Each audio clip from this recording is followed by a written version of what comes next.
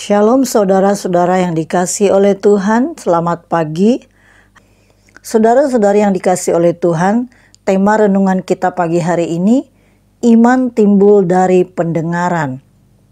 Saudara-saudari kita yang sudah memiliki anak, pasti kita ingin anak-anak kita mendengarkan dengan baik setiap perintah ataupun informasi yang kita berikan kepada mereka. Namun, tidak jarang kita menemukan mereka hanya mendengar, tetapi tidak menerima dengan baik inti berita ataupun informasi ataupun perintah yang kita sampaikan kepada mereka. Sehingga mereka tidak melakukan seperti yang kita inginkan. Saudara-saudari yang kekasih di dalam Tuhan, di dalam kitab Roma pasal 10 ayat 16-22 juga mengisahkan tentang orang Israel yang menolak Tuhan. Mereka telah mendengar tentang kabar baik, namun mereka tidak mau taat pada berita itu. Tuhan bahkan memakai para nabi untuk menyampaikan kasih karunia-Nya, namun mereka tidak mempercayai berita itu.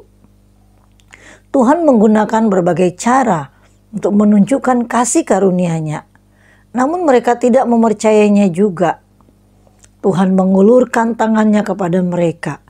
Betapa besar kasih karunia Tuhan, namun mereka mengabaikan berita firman-Nya. Saudara-saudari yang kekasih dalam Tuhan, terkait dengan ini, Rasul Paulus menaruh perhatian penting tentang iman. Rasul Paulus mengatakan, sesungguhnya iman timbul dari pendengaran akan firman Kristus. Mendengar tidak hanya sekedar mendengar, melainkan mendengarkan secara aktif inti berita firman, memahami firman Kristus dan menaati, menghidupi firman itu. Ternyata pendengaran akan firman dengan sungguh-sungguh memberikan pengenalan yang benar tentang siapa Allah dan kasih karunia-Nya. Sebaliknya, orang yang mengabaikan firman membuatnya jauh dari kebenaran dan kasih karunia. Saudara-saudara yang dikasihi oleh Tuhan, mungkin itulah yang terjadi dengan orang-orang Israel. Mengapa mereka menolak Tuhan? Karena mereka tidak mendengarkan secara aktif inti berita firman dan mereka tidak menaatinya.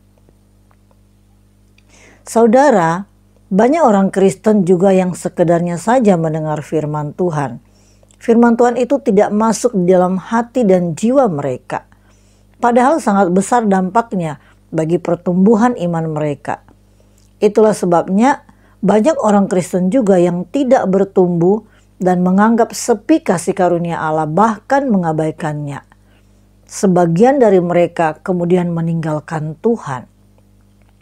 Saudara-saudari yang dikasihi oleh Tuhan, pengenalan yang benar tentang Tuhan melalui firman-Nya akan membuat kita teguh dalam iman kepadanya. Tentu tidak mudah digoyahkan oleh apapun juga, oleh situasi dan kondisi apapun. Pengenalan yang benar tentang Allah melalui firman-Nya membuat kita menghargai kasih karunia-Nya dan hidup di dalam kebenaran. Kiranya firman Tuhan hari ini menolong kita untuk kembali merenungkan bagaimana kehidupan kita saat ini.